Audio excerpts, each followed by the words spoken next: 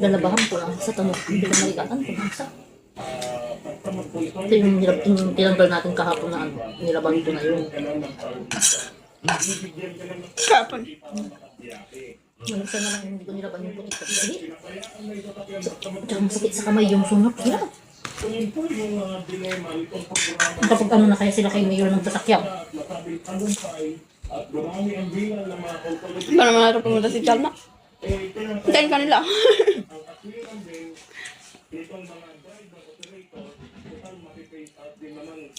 Ang dami naman pwede papasamahan doon ni Chalma. Ano silang tiik ko? Ang bagat sa tinugan, napasugan. Kabagan. Mas maganda rin ikaw yung magsabi kaysa sila.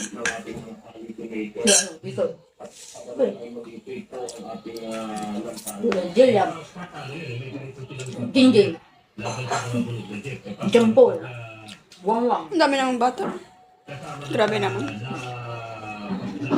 Sanay sa mga yun pag umalis. Umalis ang bitalin sila. Sila, ipot, inam. Oh, di si Jinjin sa tricycle na nila. Tricycle sila. Sabi mo nito yun. Kaya nga lagi yung uni. Tipimpay lang na kondisyon dito mo tulad. Kagaya lang patukat na nagulong na.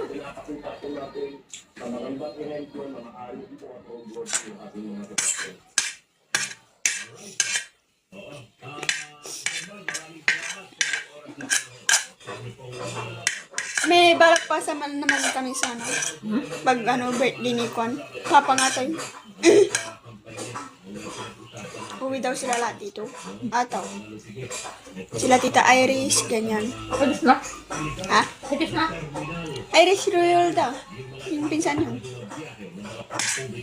Ay, hindi ko. Ba't nila? Hindi ko alam kung kanino birthday sila uwi. Basta sinabi sa akin Tita Iris. Ba't sila? Ba't ni Papang? Ano kami nila sa bahay? Hindi mo pinagahon natin birthday ni Papang. Uwi daw sila. Siguro birthday natin tita. Kita siguro.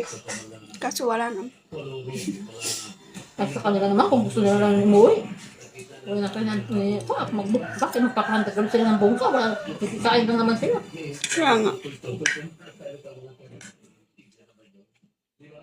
Wala naman sila makadaan di Pampanga, madaan pa nila yung umahan.